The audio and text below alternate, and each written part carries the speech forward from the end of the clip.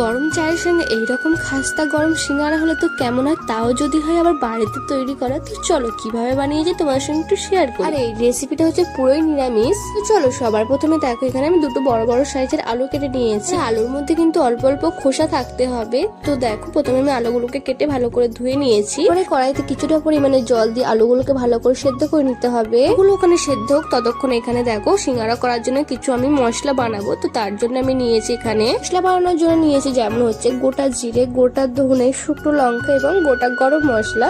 তো এইগুলোকে ভালো করে আমি এখন ভেজে নেবো। মশলাটা কিন্তু আমি শুকনো কড়াইতেই ভেজেছি। মশলা ভাজা হয়ে যাওয়ার পরে দেখো মশলাটা একটু ঠান্ডা করে নিয়ে আমি গুঁড়িয়ে নিয়েছি শিলনোড়ার সাহায্যে। আলুগুলো এদিকে সেদ্ধ হয়ে গেছে। তো আলুগুলোকে আমি একটু ঠান্ডা করে নিয়ে হাতের সাহায্যে দেখো আমি আলুগুলোকে ভালো করে ম্যাশ করে নিচ্ছি।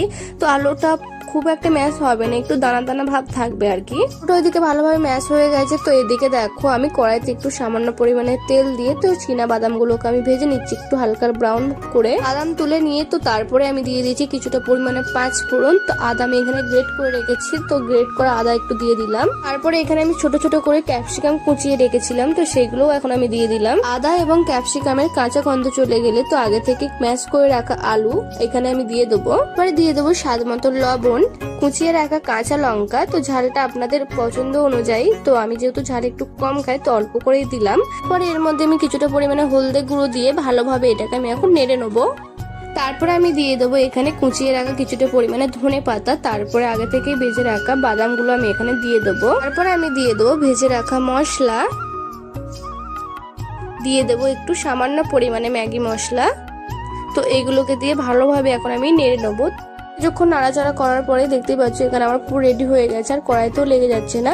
সত্যি বলতে খুব অল্প খরচে এই সিঙ্গারাগুলো তৈরি করে নিতে পারবেন বাড়িতে। এখানে আমার সিঙ্গারার পুরো রেডি হয়ে গেছে। তো এবার মাখাবো হচ্ছে ময়দা। তো চলো এখানে আমি নিয়েছি 300 গ্রাম মতন ময়দা নিয়েছি আর কি। তো তারপর আমি দিয়ে দেবো স্বাদ মতো লবণ, কালো জিরে এবং আমি দিয়ে দেবো জোয়ান।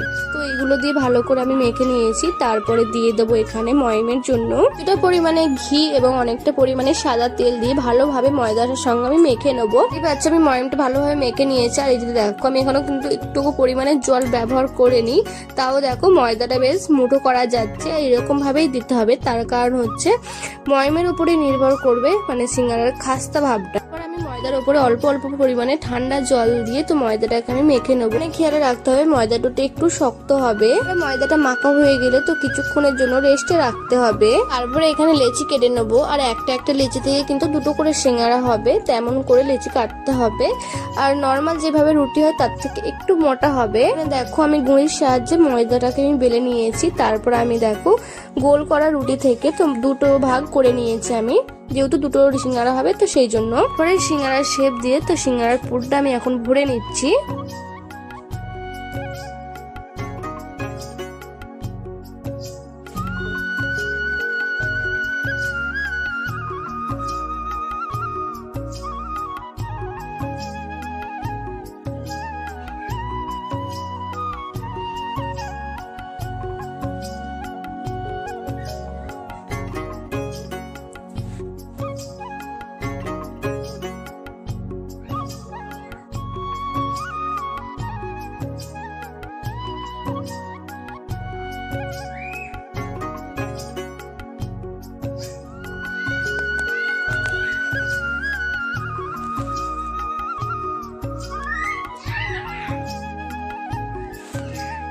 প্রথমে আমি সমস্ত সিঙ্গারা আমি এখানে তৈরি করে নিয়েছি। আর এখানে আমার কয়েকটা আমার পুর কম পড়ে গিয়েছিল, তার জন্য দেখো আমি নিমকির আকারে, যেভাবে নিমকি হয় নিমকির আকারে আমি করে নিয়েছি। তো এগুলো নিমকি হয়ে যাবে আর কি। তারপরে কড়াইতে সাদা তেল দিয়ে তো আমি সিঙ্গারাগুলো এক এক করে ভেজে নেবো। সিঙ্গারা ভাজার জন্য গ্যাসের আঁচ তো একদম লোতে রাখতে হবে। তো এগুলো লো আঁচেতেই ভাজা হবে আর কি, নইলে ওপরে লাল হয়ে যাবে তো ভেতরে কাঁচা থেকে যাবে, তো ভালো লাগবে না খেতে। একদম আস্তে আস্তে ভাজবেন, দেখবে খুব সুন্দর মুচমুচে হবে। তো ব্রাউন ব্রাউন আকারে ভেজে হয়ে যাবে। খাস্তা গরম গরম সিঙ্গারা বাড়িতেই বানিয়ে ফেলতে পারবেন। এবার এইভাবে বানিয়ে দেখতে পারেন বাড়িতে, তো দুর্দান্ত লাগে খেতে। তো চলো আজকের ভিডিওটি এই পর্যন্ত, দেখা হচ্ছে অন্য কোনো ভিডিওতে। আর আজকের মতন বাই বাই গাইস।